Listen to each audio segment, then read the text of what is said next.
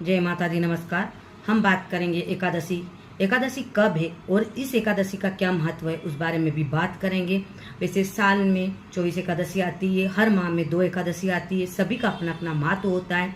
जो इस बार एकादशी है ये 2 सितंबर से प्रारंभ होगी तो 3 सितंबर तक रहेगी।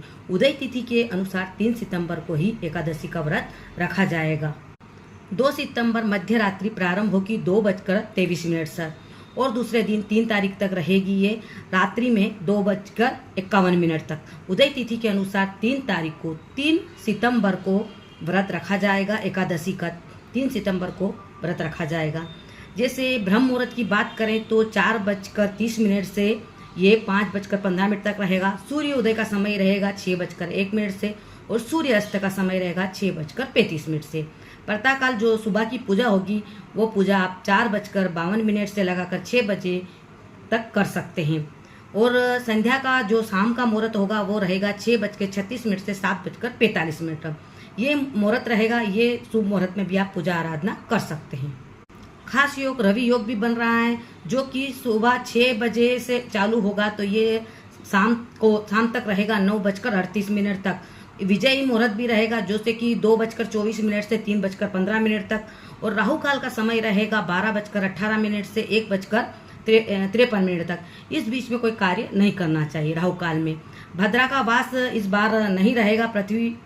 पृथ्वीवासी वालों के लिए मंगलमय रहेगा, पृथ्वी पर नहीं रहेगा। पाताल में रहेगा भद्रा योग तो कोई दिक्कत नहीं। मतलब कि पूरा दिन आपके लिए बहुत अच्छा रहेगा एकादशी का। इस दिन पूजा आराधना करें भगवान विष्णु की, जैसे हमेशा करते ऐसे पूजा आराधना करें और भगवान विष्णु का ध्यान करें। माँ लक्ष्मी की पूजा आराधना भी करें।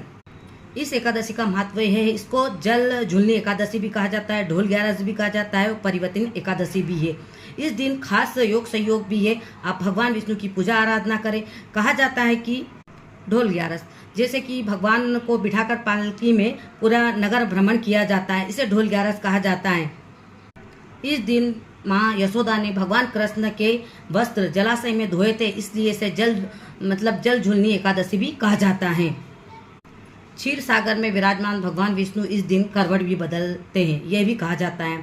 शास्त्र में इसका बड़ा महत्व है। देव झुलनी एकादशी का। ढोल ग्यारस और परिवर्तन एकादशी इस दिन क्या करें? इस दिन भगवान विष्णु और माँ लक्ष्मी की पूजा आराधना करें। माँ यशोदा का भी ध्यान करें, उनकी भी पूजा करें। भाव अच्छा रखें।